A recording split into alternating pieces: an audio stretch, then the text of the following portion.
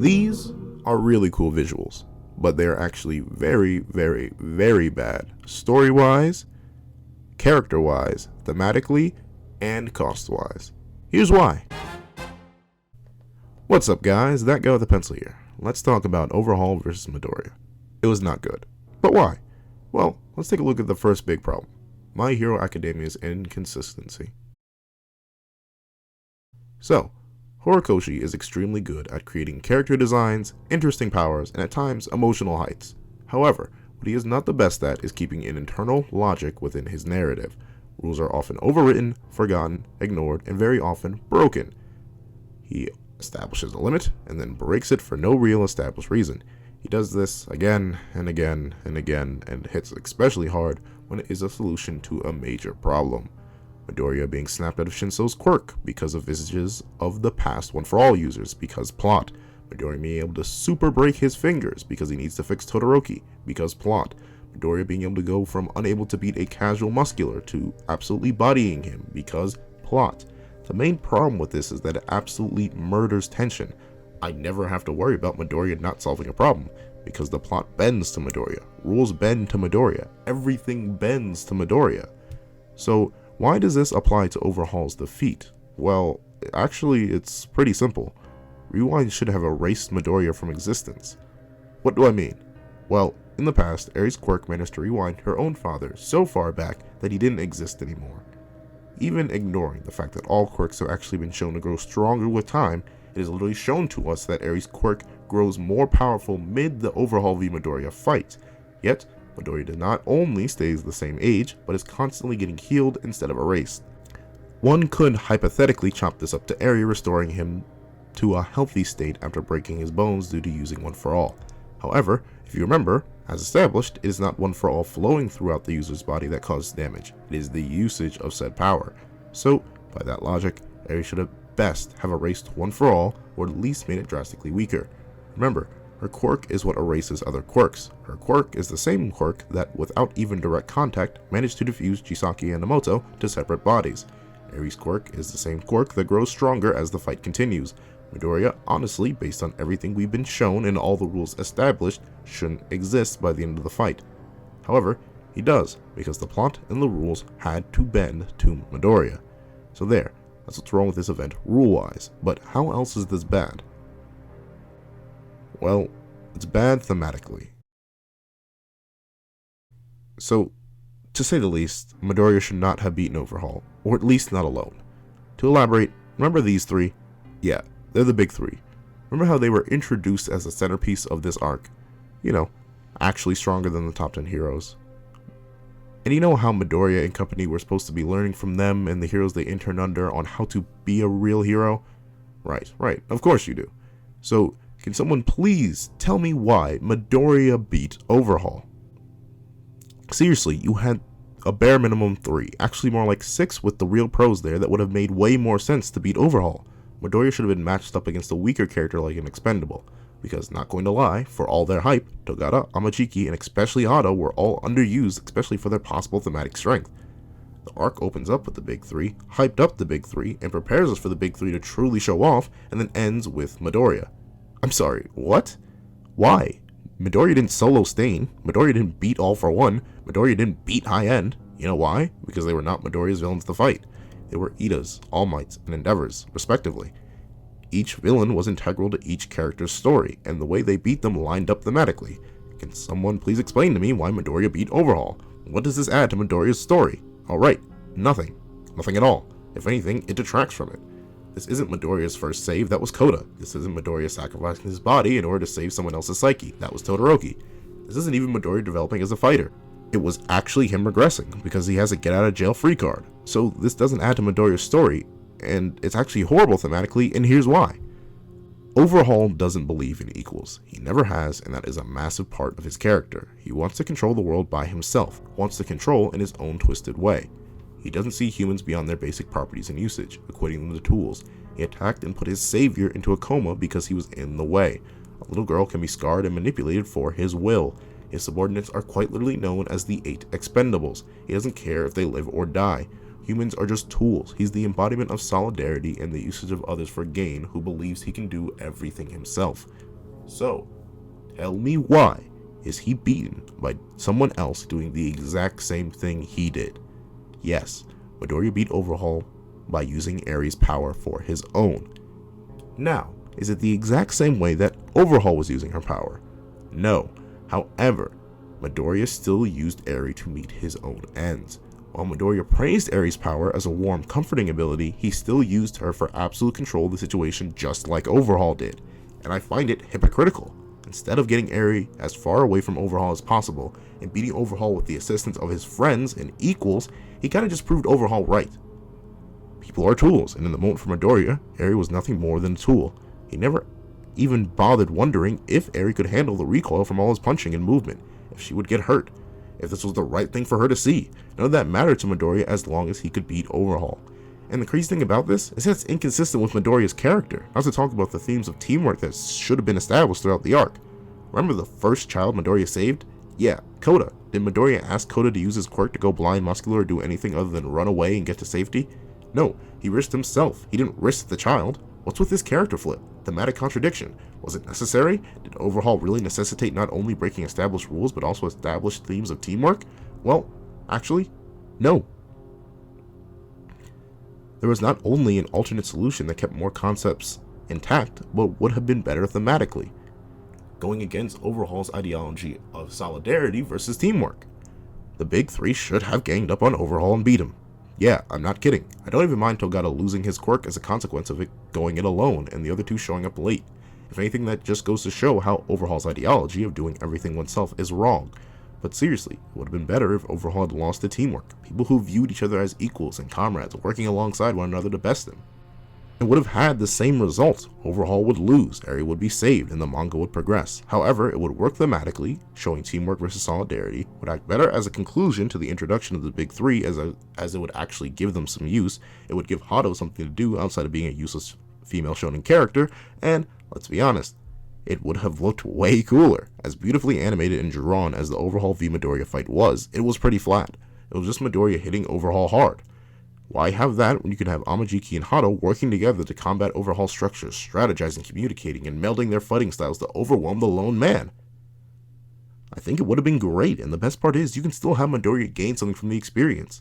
The idea that teamwork is important, and it would be the understanding that he can't do everything by himself. It would have been a great lesson that applies to not only Midoriya, but to Overhaul himself. That teamwork theme could be addressed and closed off strong, and he could still save Aries and Togata, still building that connection, and everyone could be happy, and maybe we could save Night Eye's death for the future. Okay, one issue per video. Let's talk about character. Midoriya has one big redeeming quality, at least for me, and that quality is this. He sacrifices himself and his body for the sake of others.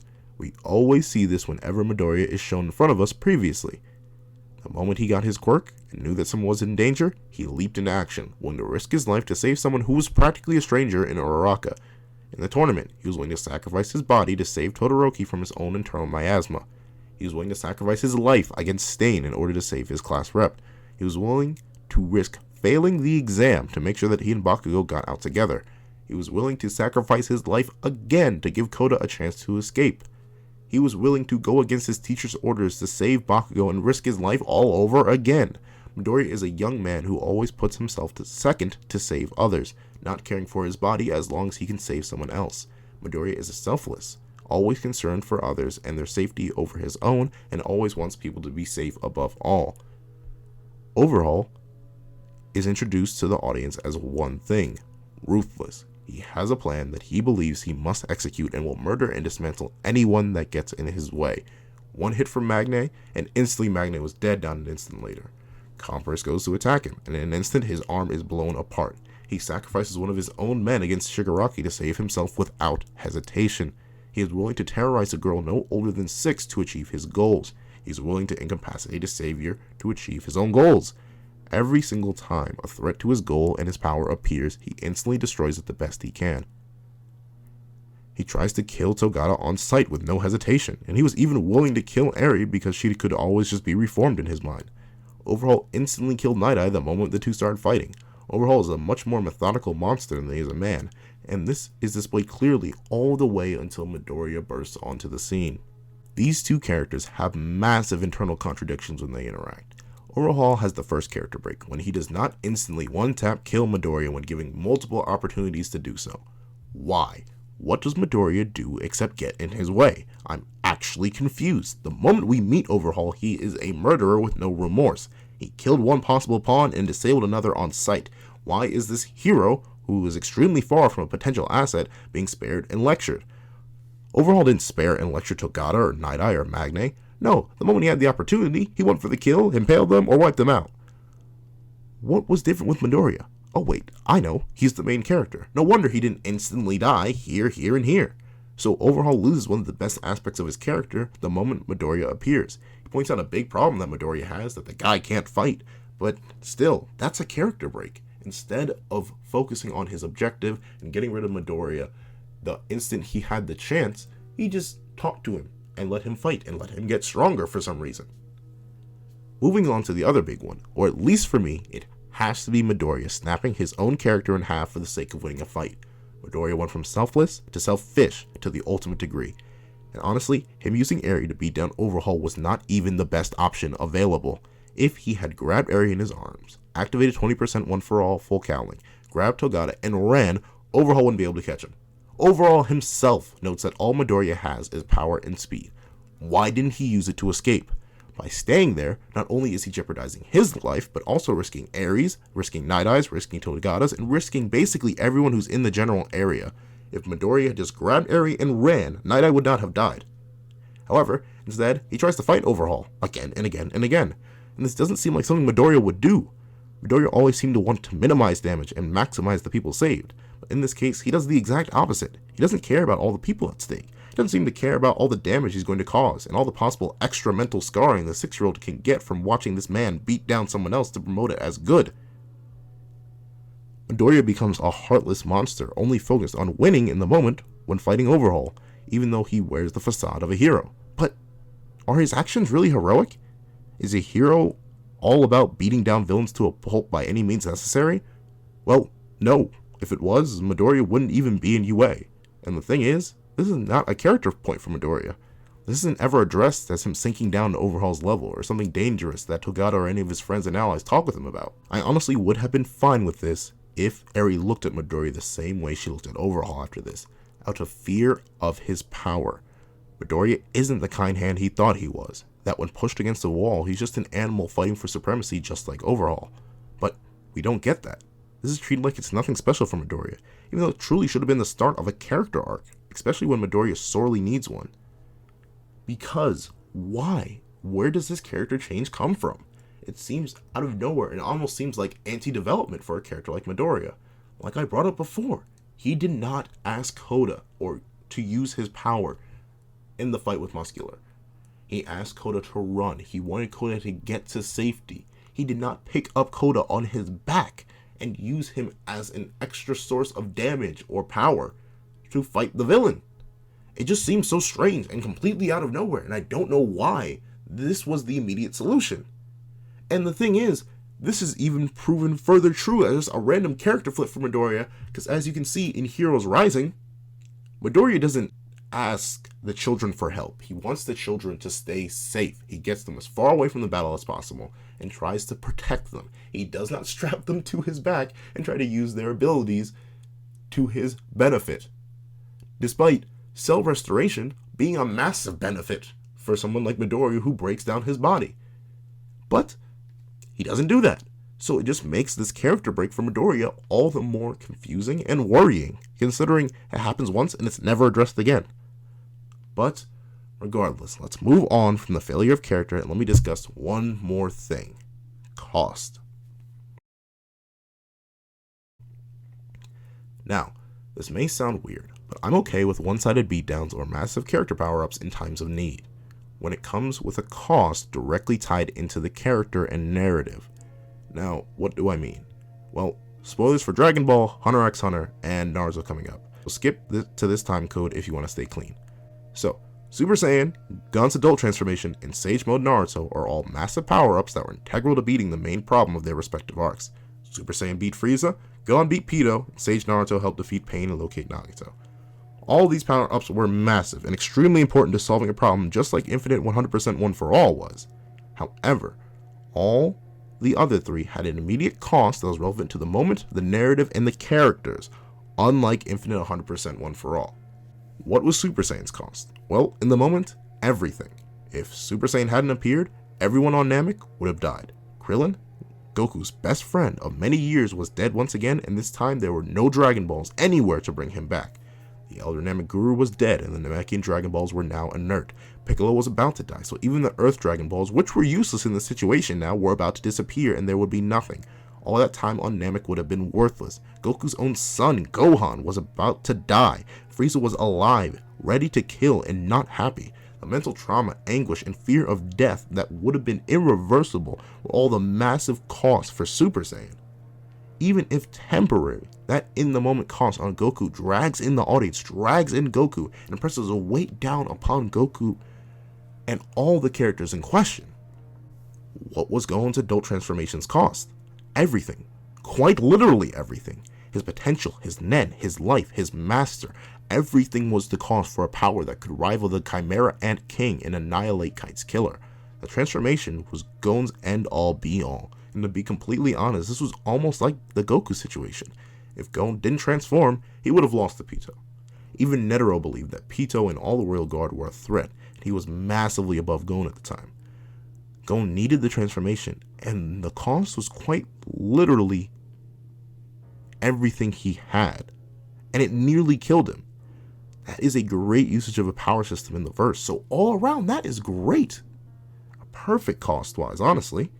And then finally, Sage Mode's cost. It was Jiraiya, Naruto's master. It was Kakashi, the Leaf Village, all his surroundings, his home. His people died or were extremely injured by pain, and he needed to defeat him. For all we knew at the time, Naruto was the last resort the Leaf even had to survive, and the cost was so great that while all the Leaf was revived and rebuilt, Naruto never got Jiraiya back. That cost was permanent. All three had a cost, but I ask you once again, what was Infinite 100% One for All's cost? Nothing. Nothing relative to the audience or to Midoriya. You could say the cost was Night Eye and Permeation. However, Night Eye didn't die immediately. He stayed there and watched the entire fight. And Togata didn't die. He lost his quirk, and honestly, that was nothing in comparison to the proper cost as such a drastic power-up as Infinite 100%. We as the audience had little or no connection to Night Eye, especially in my case, and neither did Midoriya, in his case. And we had little connection to Togata, not to talk of a deep connection with his quirk. So in the moment, Infinite 100% had no cost, and proceeded to have no cost until Night Eye's death, which didn't even affect Midoriya, and didn't affect the audience that much at all. So this defeat fails to even apply an important cost to the massive power-up, worsening even further. All around, it's not looking good. To answer the question you may be wondering, is the ending that we have now truly all bad? No. It looks cool. It's a vindication for Eri. It's a technical form of teamwork, just not the right kind in my view. It was more like Overhaul teamwork than equal respectable teamwork. Midoriya versus Overhaul wasn't a total failure. However, I just think it could have been so much better. But anyway, for a quick summary on why Overhaul's defeat fails. 1. It breaks pre-established rules about quirks in the series. 2. It breaks the internal theme of the narrative on teamwork. 3. It breaks established characters. And 4th and finally, it costs nothing. Now, how could it be fixed? It's just a simple reworking of character usage in the arc, and all these problems go away. I may honestly do a rewrite of this arc myself, so tell me if you want to see that. Regardless, I hope you see my points in a clear-cut fashion to understand that style doesn't always beat substance.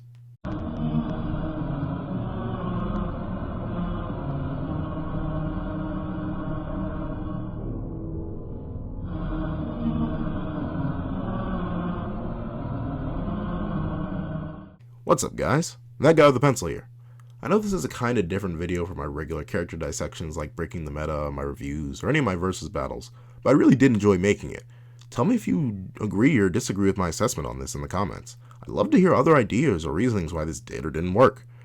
So leave a comment, a like or a dislike, and hey, if you like what you heard, subscribe and stick around for more. I already have the next one in the works, so get ready to hear how this does not work. This is that guy with the pencil, writing off.